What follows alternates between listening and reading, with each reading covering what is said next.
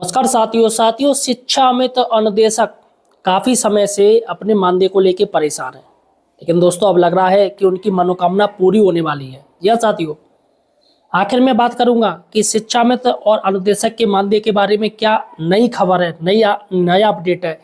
इसके साथ ही दोस्तों मैं बात करूंगा कि यूपी में जो दिव्यांग हैं, जो बुजुर्ग हैं, उनकी पेंशन भी सरकार बढ़ा सकती है। जी हाँ साथियों, बहुत बड़ी खबर है।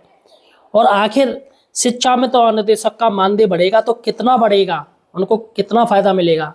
जैसे कि दोस्तों मैं आपको बता दूं, शिक्षा में तो अनुदेशक जो मांग कर रहे हैं वो करीब 30-35 हज़ार रुपये महीना मानदेय की बात कर रहे हैं। अब मैं आपको बताऊंगा कि सरकार कितना बढ़ा सकती है, संभावित क्या हो सकता है दोस्तों मानदेय। अतः साथियों सही और सटीक जानकारी के लिए आप हमारे चैनल एम्प्लॉयड हेल्पर को यहाँ सब्सक्राइब जरूर कीजिए। देखिएगा दोस्तों, एक न्यूज है, न्यूज में आपको बता दूं, यूपी में शिक्षा मित्रों का मानदेय बढ़ेगा और बुजुर्ग, दिव्यांगों और विधवाओं की पेंशन में भी होगा इजाफा। बजट के जरिए वोट बैंक साधेगी सरकार। तो यहाँ पर बजट की बात हो रही है। और जैसा कि आपको मैं बता दूं, संसद में भी आज से बजट सत्र शुरू हो गया है। जी हाँ साथियों, जो कि 13 फरवरी तक चलेगा। और केंद्र सरकार भी दोस्तों साधने के चक्कर में है। तमाम जो कर्मचारी हैं, चाहे आम जनता हो, सभी को साधने की तैयारी में है। वैसे ही अब राज्य सरकार ये फार्मूला अपनाने जा रही है। योगी सरकार 2.0 का 5वां बजट फरवरी में पेश होगा। विधानसभा चुनाव 2027 को देखते हुए ये जो सरकार ने बजट में 1 करोड़ से अधिक महिलाओं को सौगात देने की भी तैयारी कर ली है। यहाँ दोस्तों सरकार वृद्धावस्था पेंशन हो गई और निराश्रित महिला पेंशन, विधवा पेंशन, आशा कार्यकर्ता और शिक्षा मित्रों के मानदेय में बढ़ोतरी करने जा रही है। तो यहाँ पर आशा कार्यकर्ताओं का भी मानदेय सरकार बढ़ा सकती है। यानी कि दोनों की मांग काफ़ी समय से चल रही है। तो शिक्षा में तो अनुदेशक और आशा कार्यकर्ता, 3 लोगों की मांग सरकार मांगने की तैयारी में है। तो यहाँ पर दोस्तों सबसे बड़ी बात है, जो एक्सपर्ट्स कह रहे हैं वो सिर्फ ये कह के चल रहे हैं कि विधानसभा चुनाव को देखते हुए 2027 में विधानसभा चुनाव है और सरकार से काफ़ी लोग नाराज चल रहे हैं, खासकर संविदा कर्मी। तो उनके वोट बैंक को साधने के लिए सरकार ये मास्टर स्ट्रोक चल सकती है कि उनका जो मानदेय है वो बढ़ा दें। इससे क्या होगा, एक पॉजिटिव व्यू जाएगा उन लोगों पे और सरकार उसका ढिंढोरा पूरे गांव-गांव जाके पीटेगी। देखिएगा हमने इतना काम कर दिया। अब देखिएगा दोस्तों, पहले 2 दिन की जो घटनाक्रम पे हम उस पर नज़र डालते हैं, कौन कौन सी घटना घटी है 2 दिन की।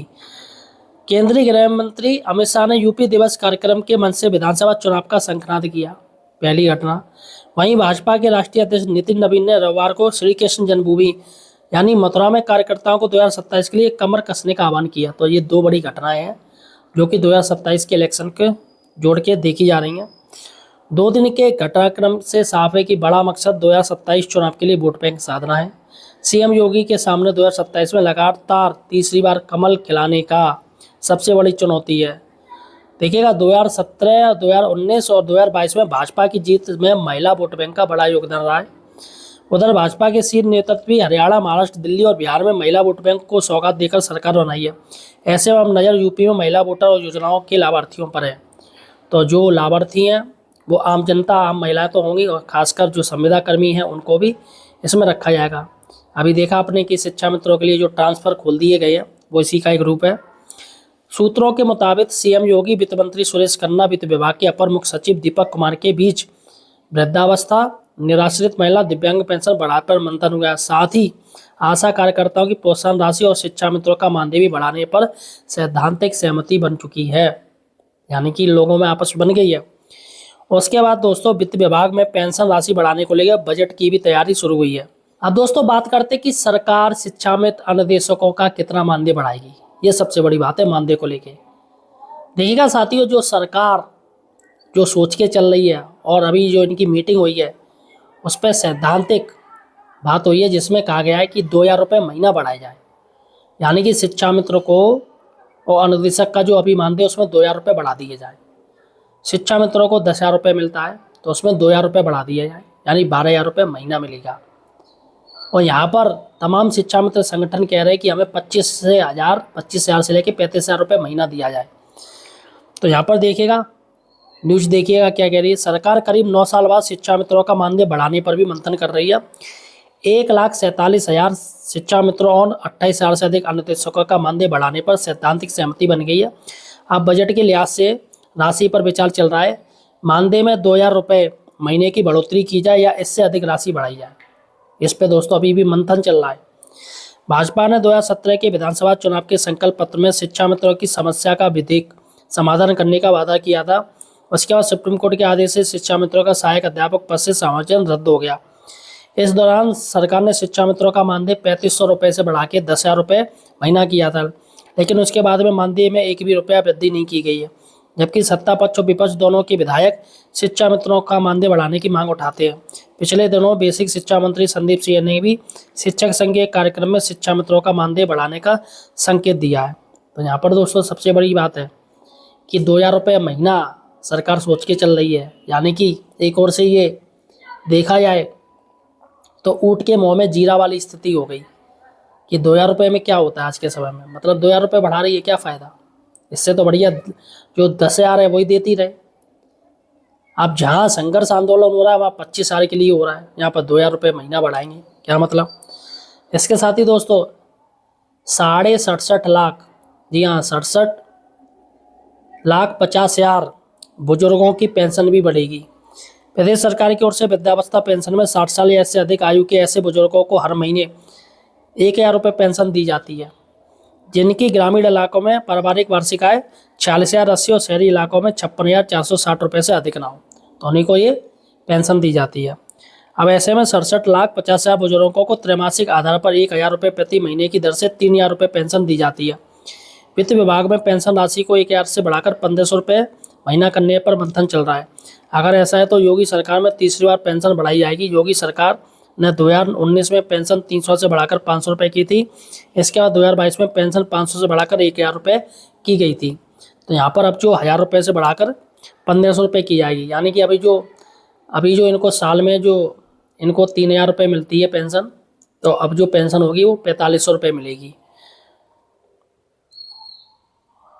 अब दोस्तों इसके साथ ही 38 लाख महिलाओं को मदद की जाएगी, जो निराश्रित महिलाएं हैं, जिनका कोई नहीं है या उनके पति की मौत हो गई है, विधवा हैं, तो 18 साल इससे अधिक आयु महिलाओं को पेंशन दी जाती है। ऐसी महिला जिनकी वार्षिक आय 2 लाख रुपए से अधिक नहीं हो। यूपी में ऐसी 38,58,922 महिलाओं को हर महीने 1,000 रुपये पेंशन दी जाती है। इस पेंशन को भी बढ़ाकर 1,500 रुपये किया जाएगा। इसके साथ ही 12 लाख दिव्यांगों की भी पेंशन बढ़ाई जाएगी। तो दिव्यांग पेंशन योजना के तहत 40% या उससे अधिक दिव्यांगता वाले दृष्टिबाधित, मूकबधिर, मानसिक व शारीरिक रूप से दिव्यांग लोगों को पेंशन दी जाती है।